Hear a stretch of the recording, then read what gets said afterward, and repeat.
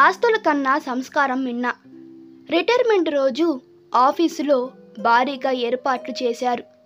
పెద్ద అధికారులు, యూనియన్ నాయకులు సత్కార సభకి వచ్చి సుందరయ్య సేవలను కొనియాడారు. చివర్లో సుందరయ్య పిల్లలు మాట్లాడుతూ సుందరయ్య సంతానంగా తాము జన్మించడం తమ అదృష్టం అంటూ చాలా ఎమోషనల్గా మాట్లాడతారు. తన పిల్లలు ఇంత బాగా మాట్లాడుతారా అని సుందరయ్య ఆశ్చర్యపోయాడు. తనకి జరిగిన సత్కారానికి కృతజ్ఞతలు తెలుపుతూ సుందరయ్య తనకి ఇంత భారీగా సత్కార సభ జరగటం వ్యక్తిగతంగా ఇష్టం లేకపోయినా సరే 10 మంది కోసం ఒప్పుకోక తప్పలేదంటూ తన అనుభవాలను ముచ్చటించి కష్టపడి పనిచేసి సంస్థ అభివృద్ధికి పాటుపడాలి, సంస్థ బాగుంటేనే మనం బాగుంటామని హితవు పలికాడు. చివర్లో తనకి రావాల్సిన PF, గ్రాడ్యుయేటీ వగేరా అన్నిటికీ సంబంధించిన చెక్కులు సుందరయ్య చేతికి అందించారు. సభ ముగిసిన తరువాత అక్కడే విందు ఏర్పాటు జరిగింది. కార్యక్రమాలైన తరువాత కాల్లో ఇంటికి సాగనంపారు. రాత్రి ఇంటికి చేరిన తరువాత పిల్లలు ఆఫీసులో జరిగిన సన్మానం గురించి మాట్లాడుకుంటుండగానే సుందరయ్యకి వెంటనే నిద్ర పట్టేసింది. మరునాడు బ్యాంకుకు వెళ్ళి తన అకౌంట్లన్నీ సెటిల్ చేసుకున్నాడు. మిగిలిన డబ్బులు అకౌంట్లో వేసుకొని పిల్లల విషయం తేలిన తరువాత ఏం చేయాలో అప్పుడు ఆలోచించొచ్చని ఇంటికి తిరిగొచ్చాడు. ఎలాగైనా తన పిల్లల్ని పిలిచి ఉన్న విషయాన్ని చెప్పి ఒక నిర్ణయానికి రావడం మంచిదని భావించాడు. అటు సుందరయ్య కొడుకు, కూతురు కూడా తండ్రితో విషయం ఎలా చెప్పాలా అని ఆలోచిస్తున్నారు. అందరి పిల్లల్లాగానే వాళ్ళకి తండ్రి దగ్గర భయం ఎక్కువే. ఒకసారి తండ్రి తీసుకునే నిర్ణయాలు మార్చడం కష్టం. కొన్ని సందర్భాల్లో ఆయన గీసుకున్న గిరిని దాటి వచ్చేవారు కాదు. ఆ విషయంలో మాట్లాడడానికి కూడా అవకాశం ఇచ్చేవారు కాదు. తండ్రి సిద్ధాంతాలు చాలా ఉన్నతమైనవి, కానీ ఈ రోజుల్లో వాటిని నిజ జీవితాల్లో పాటించడం కష్టం. అందుకే పట్టు విడుపులు ఉండాలి. రోజులతో పాటు మనం కూడా మారాలి. అంతేకాని సమాజాన్ని మార్చడం మన తరం కాదు అని తండ్రికి చెప్పే ధైర్యం వాళ్ళకి లేదు. అలా అని ఆయన అభిప్రాయాలు మంచివి కావని కూడా అనలేము.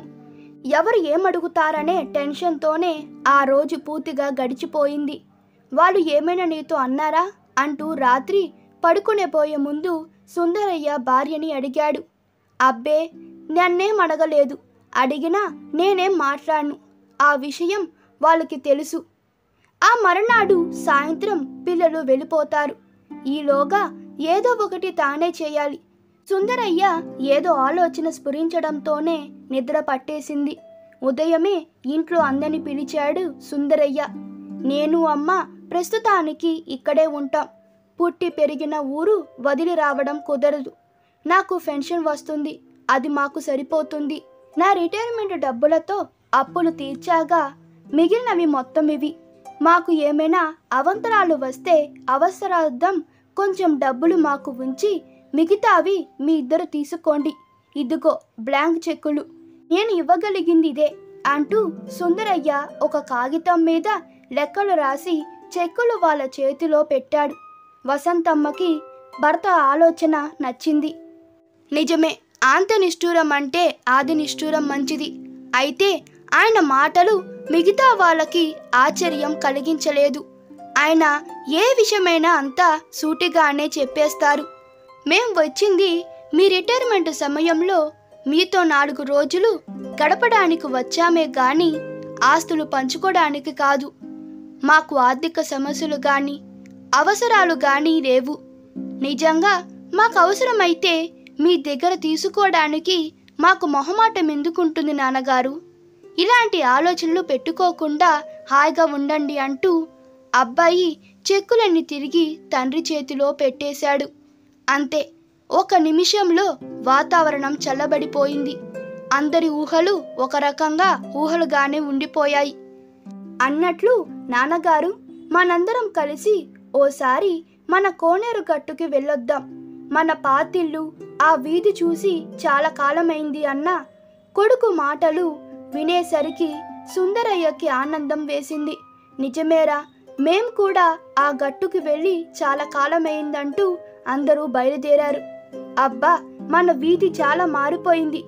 అవునురా, ఈ వీధిలో అందరి ఇల్లు అపార్ట్మెంట్కి ఇచ్చేశారు. ఒక మనం అద్దెకున్న వాళ్ళు ఆ ఇల్లు అలా ఉంది.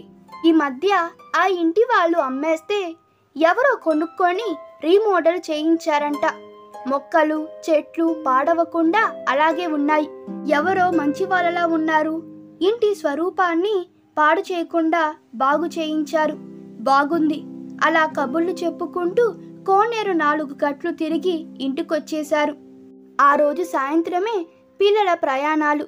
ఏమిటో వారం రోజులు 7 క్షణాల్లా గడిచిపోయాయి అనుకుంటూ వాళ్ళతో పాటు రైల్వే స్టేషన్కు వెళ్ళి వీడుకోలు చెప్పి ఇంటికొచ్చేశారు సుందరయ్య, వసంతమ్మ. ఇంటికొస్తూనే టేబుల్ మీద కవరు చూసి సుందరయ్య ఆశ్చర్యపోయాడు. నాన్నగారికి అన్న అక్షరాలు చూసి ఆతృతగా కవరు చింపి చదవసాగారు. నాన్నగారికి, మీ దగ్గర మాట్లాడే ధైర్యం లేక ఈ ఉత్తరం రాస్తున్నాం. మరోలా భావించకండి. మీరు పడ్డ కష్టాలు మేం పడకూడదని మమ్మల్ని చాలా అపురూపంగా పెంచారు. దానికి తోడు మారిన రోజులతో పాటు మేము కూడా మారిపోయాం. యాంత్రిక యుగంలో ఎన్నో సదుపాయాలను ఏర్పాటు చేసుకొని జీవితాలన్నీ చాలా సుఖమయం చేసుకున్నాం. కాలంతో పాటు పరుగులు తీస్తున్నాం. కానీ మేం చాలా కోల్పోయాం నాన్నగారు. బాల్యం మాకు తెలియదు. యవ్వనంలో మాకు మంచి అనుభూతులు లేవు. అనుబంధాలు, ఆత్మీయతలు అంటే మాకర్థం తెలియదు. మేం పరిగెత్తుకుంటూ పాలు తాగుతున్నాం, కానీ నీళ్ళ రుచి తెలియదు. మీ తరం వాళ్ళు గుర్రం స్వారీ చేసేవారు, మేము పులిస్వారీ చేస్తున్నాం. మీరు జీవితాన్ని కాచి వడపోశారు, మేము జీవితాన్ని నిర్లక్ష్యం చేస్తున్నాం. మీరు పెద్దల మాటలు వినేవారు, మేము కంప్యూటర్ చెప్పినట్లు నడుచుకుంటున్నాము. ఒక విషయం చెప్పగలం నాన్నగారు, మీ పెంపకంలో లోపం లేదు. మేం పెరిగిన వాతావరణంలో లోపముంది. మా దగ్గర సముద్రమంత మేధస్సు ఉంది, కానీ ఆ మేధస్సుతో గుక్కెడు నీళ్లు కూడా తాగలేం. మీ మేధస్సు కోనేరంతా, అయితేనే అదంతా మంచినీళ్ళు. ఇవన్నీ ఎందుకు చెప్తున్నానంటే మిమ్మల్ని ఈ రొంపిలోకి లాగదలుచుకోలేదు. మీరు ఎప్పుడూ స్వప్నాలలో జీవించలేదు, వాస్తవాలతో జీవనం సాగించేవారు. మీకు మనుషులతోనే కాదు, మీ పుట్టి పెరిగిన నేలతో కూడా బంధాలున్నాయి. చెట్లు, పశువులు, పక్షులు అన్నిటితో మీకు అనుబంధాలున్నాయి.